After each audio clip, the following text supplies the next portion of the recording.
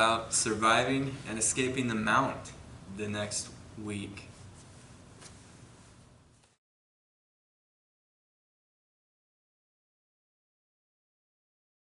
Alright, so we find ourselves in the mount. Our mission here is to protect ourselves, not get armbarred or choked, and get out. So, I like to have my hands in like a prayer by my chin, elbows down. Don't cross your hands here or he'll reach under and gift wrap you, and that's gonna be really horrible. So, hands together, elbows down. And then you want to try to fight to maintain this position. So as they're fighting your arms and trying to get up higher, just try to push with your elbows. And if you start to lose it, you can bump and wiggle and get back to the neutral position that you can fight from. So if he gets an underhook here, we're starting to lose it, bump into him and try to get that arm back and get your elbows on top of the legs or into the hip. Hands in. It's okay to, if he starts to grab your wrist or something, it's okay to grab his hands, but if he starts to take his hand away, I don't want to hold on so long that my elbow leaves my body.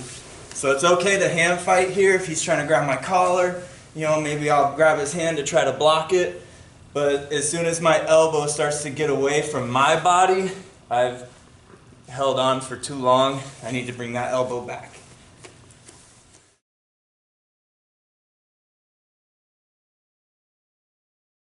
The first escape we're going to do is the trap and roll. So this one works if he's grabbing me. And the thing I need to think about is keeping his elbow on my chest.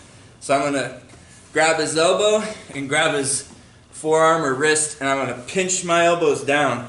I typically like to grab the elbow across, so with my opposite, or his right arm, my right arm, I'll hook his elbow and grab his wrist. And the reason I like to do it that way is that sets my right elbow to push into his ribs or hip as I bump him over. When we come up into guard, knees forward, butt down, and then to clear the cross collar grip, we would grab over, and I just shake my head like that as I push into him. So he's grabbing me.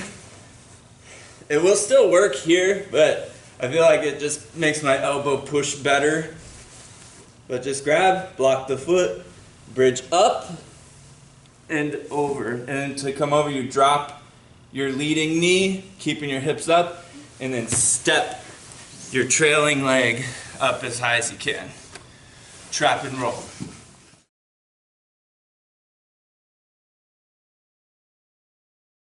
Next escape we're going to do is maybe we try to go for this trap and roll, and he pulls his arm out. Then we're going to go straight into an elbow escape. So to elbow escape, I want to frame on his hips. So when I'm mounted, or in any cross sides too, I try not to push with my hands, but I will push with my wrist to my elbow is what I push with. So let's do the other angle. So I'm here, he pulls his arm out, my arm goes across his hip, like wrist to elbow across his hips. My other elbow goes to the floor, and my hands are on his hip, but it's like I'm pushing with my wrist. I'm not thinking about pushing with my hands. And then I'll push my butt out to the side. From here, I want to bring my bottom leg through first, and I want to start trying to get my head away. So I have a rule I tell myself is once I can push against him with my leg, then it's okay for me to push with my hands. So once I get my shin on there, I'll move my hands up to his shoulder, and I'll push with my hands and my leg to make a lot of space here. And then I can start trying to bring my other leg through. Or if I push on his opposite shoulder, I'll switch and try to bring my other leg through while it's down.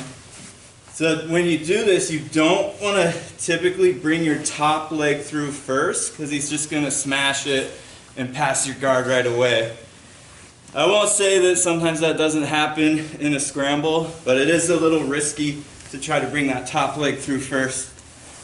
So we're here, trying to grab his arm, bump, push your butt away, bring your shin through once you can push with your leg, It's okay to push with your hands. They try to get to whatever guard you want. One more thing here.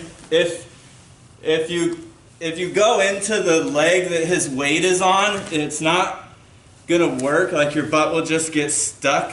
But just switch sides and try again. And so you're on your side just as much as you need to be to push your butt away. You don't really want to turn super far on your side, just enough to start pushing your butt away and get to the guard. Oh. So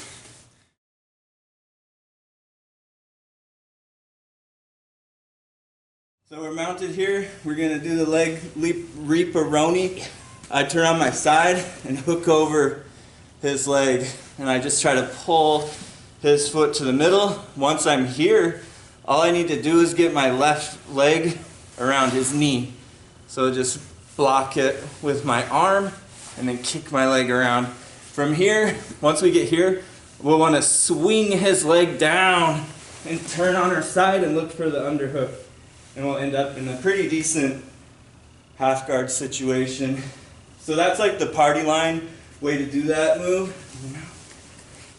I like, if you can get him low enough, I like to hook under and cross over like this. And then I'll straighten his leg and finish it the same way. So what I've found is if I turn on my side here and try to reach over, if he drops back to his closer to my butt, it can be really hard to finish this escape. But if I get here, even if he drops back, I still have his leg good enough to be able to finish my escape. And I invented that when I was a small child. Thank you. Oh.